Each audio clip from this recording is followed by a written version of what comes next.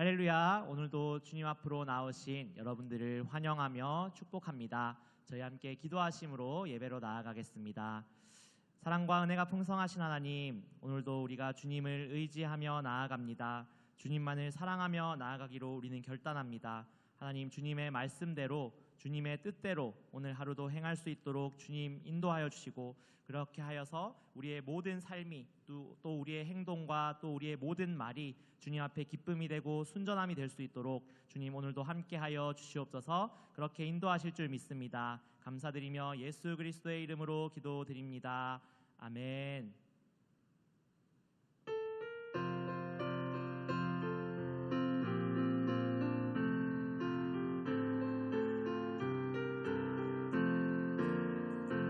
내 진정 사모하는 친구가 되시는 구주 예수님은 아름다워라.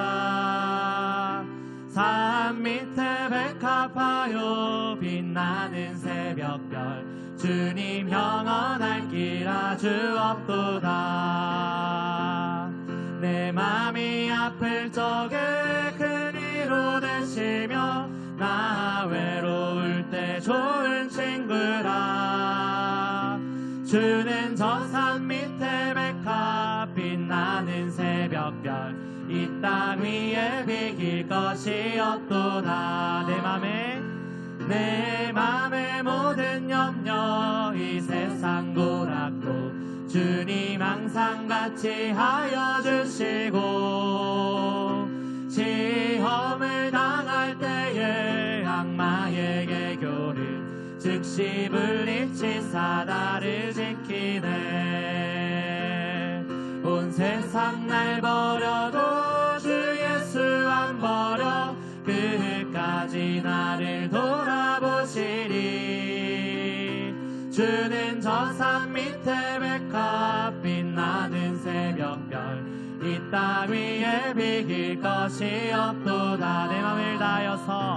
내 맘을 다하여서 주님을 따르면 길이 나를 사랑하리니. 물불이 두렵지 않고 창검도 겁없네. 주는 높은 산성 내 방패시라. 내 영혼 먹이시는 은혜 그리고 나 친히 주를 뵙기 원하네. 주는 저 산 밑에 백합 빛나는 새벽별, 이 땅 위에 비길 것이 없도다. 주는 저 산 밑에 백합 빛나는 새벽별, 이 땅 위에 비길 것이 없도다.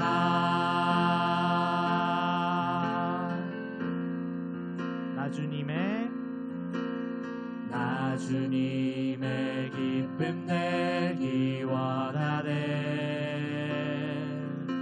내 마음을 새롭게 하소서. 새 부대가 되게 하여 주사. 주님의 빛 비추게 하소서. 내가 원하는 한 가지, 주님의 기쁨이 되는 것. 내가 원하는 한 가지, 주님의 기쁨이 되는 것. 겸손히 내 마음 드립니다. 겸손히 내 마음 드립니다. 나의 모든 것 받으소서. 나의 맘 깨끗게 씻어 주사. 주의 길로 행하게 하소서. 내가 원하는 한 주님의 기쁨이 되는 것. 내가 원하는 한 가지 주님의 기쁨이 내가 원하는 한 가지 주님의 기쁨이 되는 것. 내가 원하는 한 가지 주님의 기쁨이 되는 것.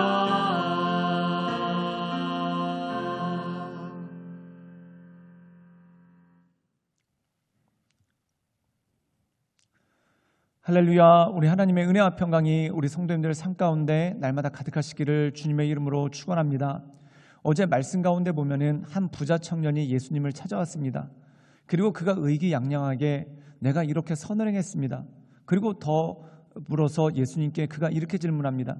내가 어떻게 하여야 영생을 얻겠습니까? 어떤 선을 행해야 영생을 행하겠습니까? 내가 이미 충분히 많은 선을 행하고 있는데 내가 더 이상 어떤 선을 행해야 구원을 받겠습니까? 이러면서 예수님께 자기를 과시하듯이 질문을 합니다. 그때 예수님께서 그에게 이런 말씀을 하시죠. 네가 가지고 있는 모든 재물을 팔아서 가난한 사람에게 나눠주고 나를 따르라 라고 이렇게 말씀하십니다. 그때 이것이 이 부자 청년에게 걸림이 되었다는 것이죠. 사랑하는 여러분, 여기서 중요한 본질이 나옵니다.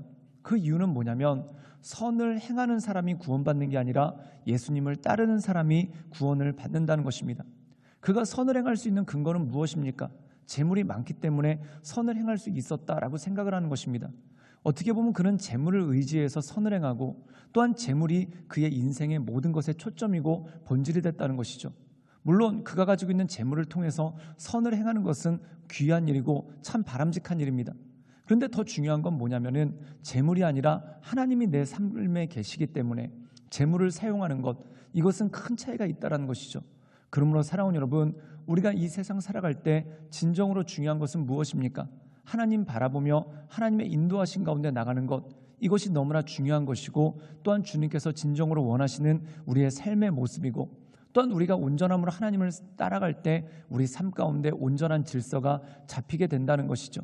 그러므로 사랑하는 여러분, 이 세상 어떤 것보다도 오직 주님만을 바라보며 주님만을 따라가는 우리 모든 성도들 되시기를 주님의 이름으로 축원합니다. 마태복음 19장 23절에서 30절 말씀입니다. 예수께서 제자들에게 이르시되 내가 진실로 너희에게 이르노니 부자는 천국에 들어가기가 어려우니라. 다시 너희에게 말하노니 낙타가 바늘귀로 들어가는 것이 부자가 하나님의 나라에 들어가는 것보다 쉬우니라 하시니 제자들이 듣고 몹시 놀라 이르되 그렇다면 누가 구원을 얻을 수 있으리이까? 예수께서 그들을 보시며 이르시되 사람으로는 할 수 없으나 하나님으로서는 다 하실 수 있느니라. 이에 베드로가 대답하여 이르되 보소서 우리가 모든 것을 버리고 주를 따랐사온데 그런즉 우리가 무엇을 얻으리이까? 예수께서 이르시되 내가 진실로 너희에게 이르노니 세상이 새롭게 되어 인자가 자기 영광의 보좌에 앉을 때에 나를 따르는 너희도 12 보좌에 앉아 이스라엘 12지파를 심판하리라. 또 내 이름을 위하여 집이나 형제나 자매나 부모나 자식이나 전토를 벌인 자마다 여러 배를 받고 또 영생을 상속하리라. 그러나 먼저 된 자로서 나중되고 나중된 자로서 먼저 될 자가 많으니라.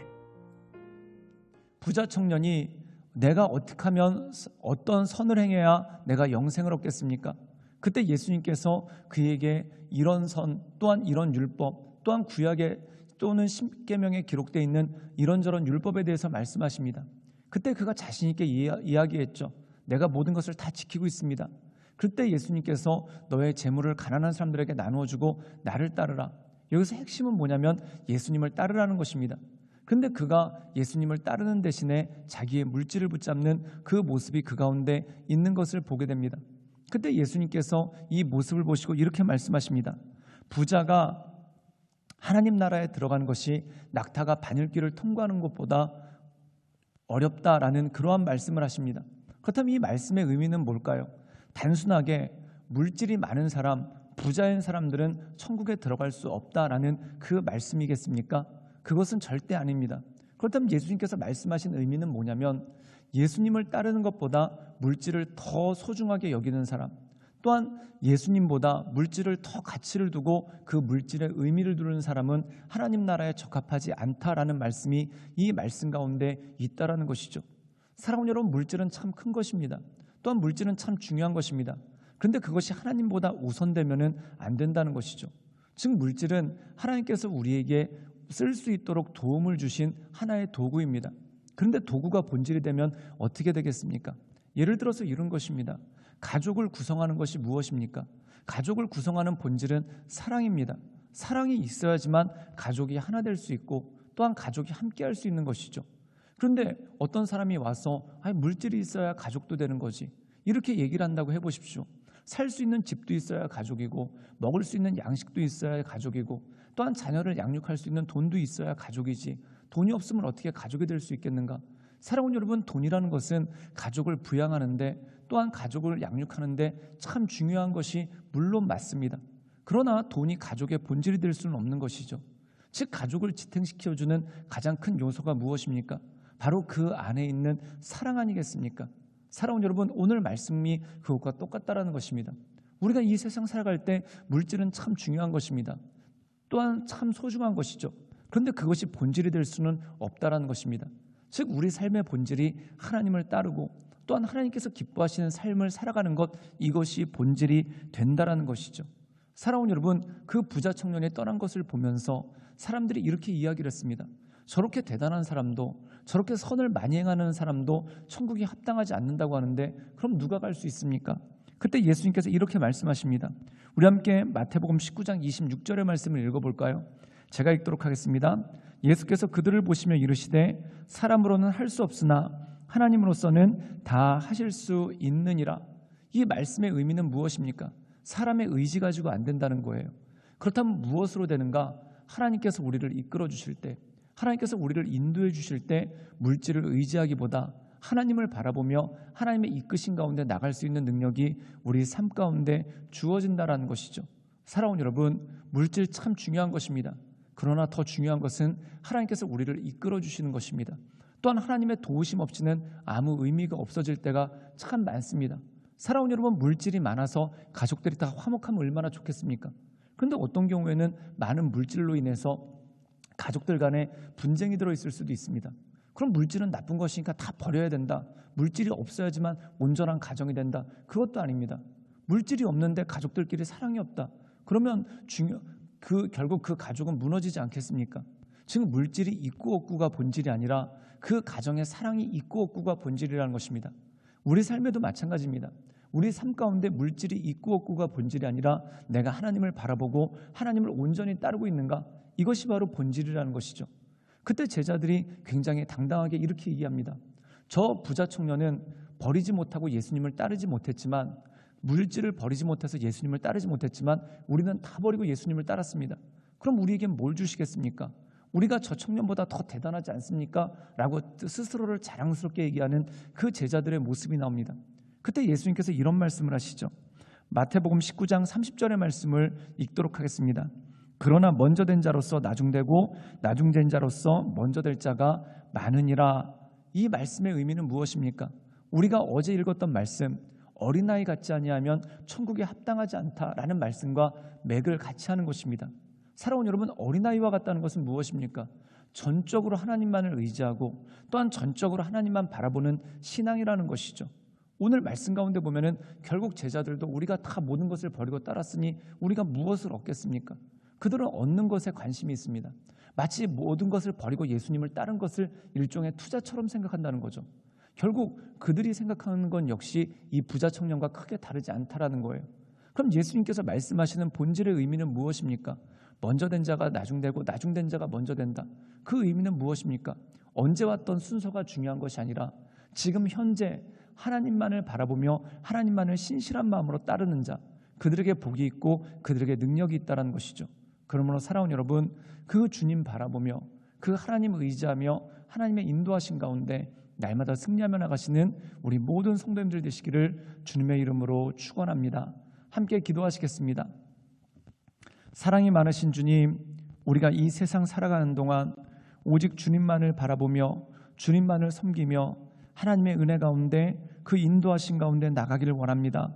주님, 우리 인생 가운데 물질이 있을 때도 있고 없을 때도 있습니다. 그러나 주님이 계셔야지만 우리가 온전함으로 살아갈 수 있고, 또한 주님만을 바라볼 때 우리가 온전한 삶을 살아갈 수 있음을 마음 가운데 깨달으며, 주님께서 기뻐하시는 하나님의 사람으로, 또한 하나님께서 온전케 여기시는 믿음의 사람으로 우리가 날마다 나아갈 수 있도록 주여 도와주시고 주님 역사하여 주시옵소서. 주님께 모든 것을 탁드려오며 살아서 역사하시는 주 예수 그리스도의 이름으로 감사하며 기도드리옵나이다. 아멘.